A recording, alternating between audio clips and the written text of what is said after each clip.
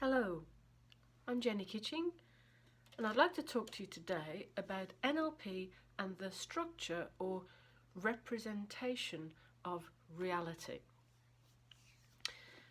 Now, what that means is that in NLP terms, everything that's happened to you before this moment in time, absolutely everything, is now a memory.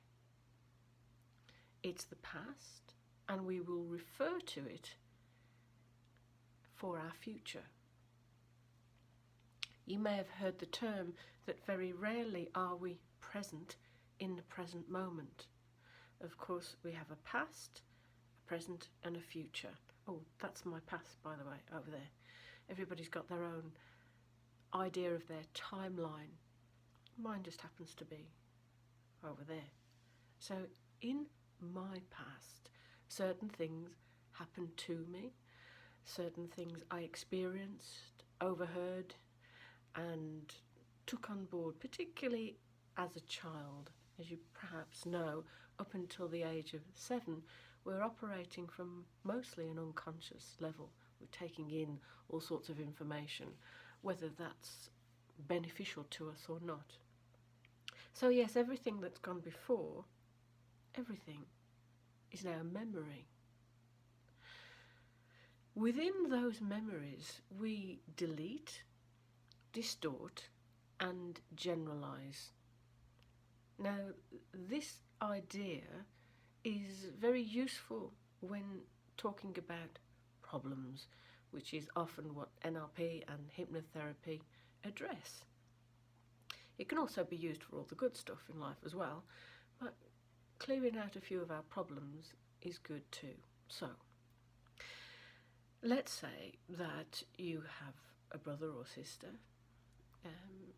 and you both recount the details of an event that happened to both of you in the same room.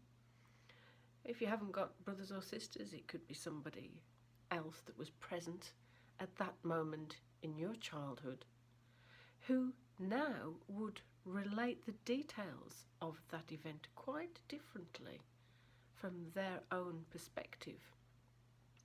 It kind of begs the question, what is real? What went before?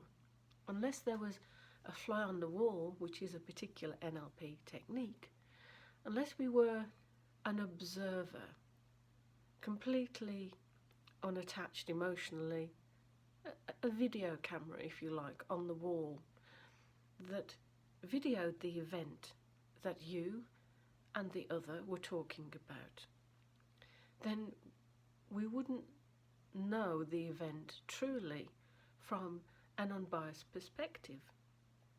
Coupled with that, the deletions, the distortions and the generalizations, coupled with all that, of course, is a selective memory, where we perhaps have spoken to ourselves somewhat since that time, and in light of other experiences that we have, we've ladled on other opinions, judgments, start to perhaps feel sorry for ourselves, which we didn't do as a child.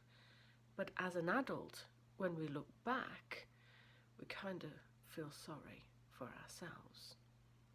So, what you perceive is important. What you perceive about what went before is important. Yes, with the deletions, the little things that have been missed out, not consciously, unconsciously, things that have been missed out, little details, and also differences in voice tone and body movements. The way a person says something can be misinterpreted so often, so very completely. It's not often what a person says, it's how they say it, their voice tone and their body language at the same time. And you forget what was perhaps going on for them at the time. And, you know, as human beings, we don't always say what we mean, we don't always mean what we say. So those deletions are present. Some things just been missed out that might change the entire scene. The distortions, where we would reinvent the meaning perhaps behind someone else's behaviour, and it's not quite perhaps remembered as it took place. And then that leads to generalisations, where in the case of a phobia, for example, if it was a situation that happened on a family holiday, on the beach, something about the sand or the sea, it was particularly uncomfortable, your unconscious mind might have generalised that all beaches are to be avoided, all sea is dangerous, anything that involves sand is going to be uncomfortable. This is how we protect ourselves, which is the prime directive of the unconscious mind, to protect you. That's primarily its job. So we have this past, of course, that we draw upon, all the memory, all our imagination, how things have been deleted, distorted, generalised in the past. We have this past, but we also have the future. And in order to protect ourselves, the unconscious mind projects all this stuff from the past into the future to protect us. So in the case of, for example, presentation anxiety, when somebody has come to see me, I'm talking from my own experience, but many people have come to see me for presentation anxiety, and it's usually very intelligent people that have been called upon to just talk about their job. In those circumstances, let's say a fear of presenting oneself has come about by these very skilled individuals, because although being entirely intellectual in this moment in time, which doesn't serve them in terms of analysing this fear they have of presenting, trying to intellectualise something that is an unconscious behaviour is very tricky and leads to more frustration. And quite often we really attempt to address factors that are inherent in the unconscious mind. We try to address them consciously, and it's never going to work. It will work if you have what's called exposure therapy. Over and over again you do this thing that you fear, and after a while the unconscious will, by reason of habit, alter how it perceives this situation of presenting. So something happened in the past to the person who is now almost phobic about presenting their job to the Japanese contingent, for example. Again, it's a particular client of mine I'm thinking of. Something happened in the past. Maybe they were called upon to speak up in assembly at school. It could be a variety of things, and quite often the conscious mind has forgotten all about this, because the unconscious has kind of made a deal with the conscious mind. I vow forevermore to protect you from this terrible thing, and all that you will experience is fear. You'll know not to do this thing.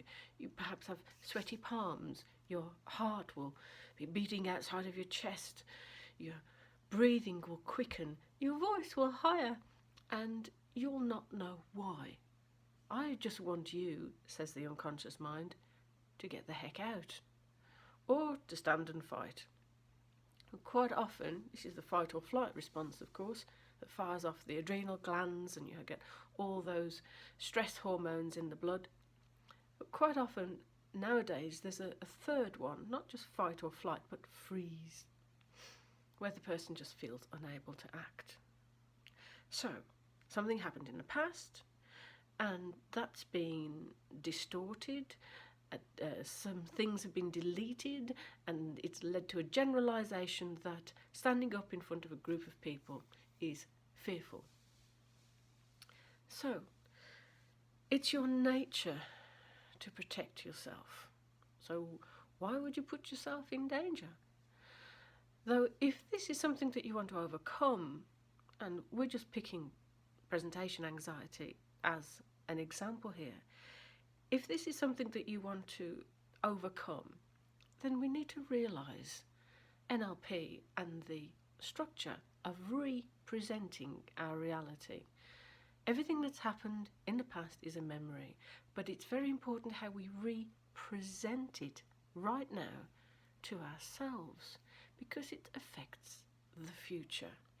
So if you want to overcome a debilitating fear, then it's a good idea to do some of these NLP processes that kind of make the past serve you, keep you protected, and have all the skills that you need to call upon to help yourself in the future. So it's by coming to the present moment. We remember the past, we know we're projecting from that past into the future, and in the present moment, the point of power in the present moment is how we can address that future event more calmly, as new. Nobody with the best will in the world can promise you that it's absolutely going to be fine, whatever it is you're about to do in the future, though certainly addressing that situation as new, without all the baggage from the past, without the negativity, without the unnecessary protection that leads to the fear, without all of that stuff, addressing a situation that's about to happen right here, right now, as new, and then projecting it into the future, not really knowing how it's going to turn out, though positively focusing on all of your skills, all of the resources that you can call upon right now that you have earned the right to have. Doing all that, focusing now on the present moment and projecting that into the future will certainly serve you well. So NLP and the structure of representing reality is going to serve you so well. So welcome to this short series of videos. I'm Jennie Kitching. I'm going to look forward to continuing these videos with the next element of NLP to help you again. So thank you for listening, and bye bye for now.